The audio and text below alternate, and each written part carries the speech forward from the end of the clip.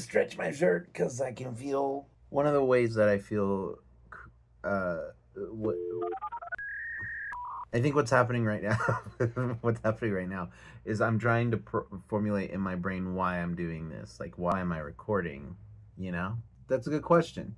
I think some of the ways that I can kind of feel like I get creativity out is by doing this, by talking, because like talking is the simplest. This vlog or whatever is the simplest form of making a thing, and then I get to go through the process of editing cuts into it, and that's super fun. I had some thoughts about creativity that I haven't been able to talk about. Thirsty. I'm poor right now, and it was cheaper to buy a gallon of water than like a little bottle. This was actually cheaper than a bottle of Smart Water. So I think about creativity in therapy. We talk about, and I don't want to be the like. I keep prefacing anytime I bring up therapy. I don't want to be the guy like, in therapy I learned this, because everybody does that. In therapy, I there's this thing called parts work, and if you're not familiar with it, here's a brief description. So yeah, it's here. In parts work, there's all these different parts that are all sort of working to try to keep your core self protected. And so that paired with like, looking at things through that lens, and then looking at creativity, for those that have been keeping up, I quit doing the band and music in general. I sort of put that to the side a little bit, and it's not as much of a focus intentionally. What has happened is, by not doing that, I'm not like being the music guy, and that's weird. It's weird. I was talking to my therapist, and looking at creativity and making things, and feeling a little strange, because I feel like I should feel a bit more of a crisis about not making stuff, because what came out in that session was this idea that my creativity, the music, the songs I was singing for the last 6 years, the things I'd written, were sort of like a mask, and not like a deceptive thing, but like it was a thing I could wear that would give the illusion that I was being vulnerable or open or being myself, and showing people who I am, rather than really like saying it what it is, which is that creativity. Those songs were extensions. They were things that were expressions of parts of who I am.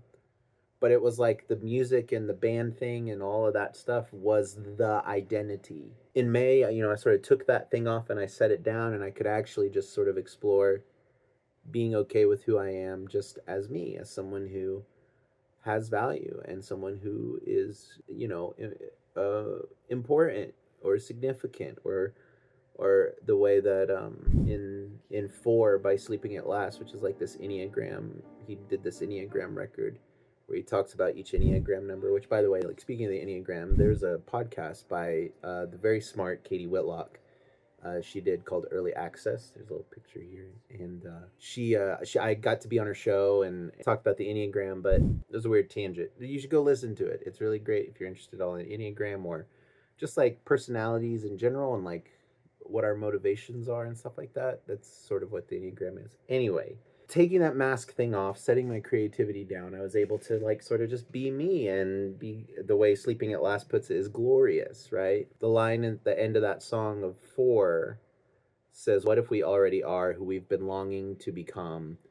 And in certain light I can plainly see a reflection of magnificence hidden in you, maybe even in me." And this work that I've been doing, it feels like it's been able to like take off the music thing, and it doesn't have to be who I am, but I get to be comfortable in who I am, and then at some point hopefully pick that thing back up, and it is no longer a thing that needs to be worn like the symbiote suit in Spider-Man, but it can be like just a tool. It can be a thing that is a vehicle for expression instead of a thing that I wear.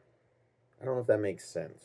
But if you're creative, and you feel like your creativity is the only thing that identify, like that's your identity, that can be really challenging when you decide to stop, because who are you then? And I'm learning that oh man, we are so much more than the things that we make.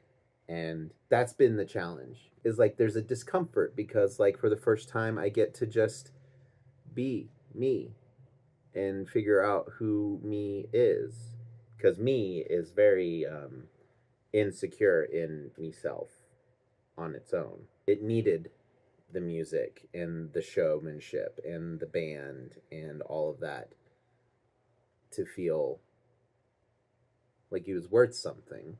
My identity was so locked in, wrapped up in all the things that I did, that I didn't really know who I was. I think we all struggle with that. And so it was really freeing to be able to just like see, like, I don't have to be defined by this thing. Creativity is not the thing that I wear, it is the thing that I hold. It is the conduit at which I can say the things that's in my core self. Yeah, that gets really woo woo. Sorry, but that was just the thought I had. So check out early access. I'm also doing like stuff with Amarillo Rocks. You should go check that out. And I do an open mic. If you're in the area, I do an open mic every second, third, and fourth Wednesday. You should come and do your music or comedy or whatever. But yeah, I'm glad you're here.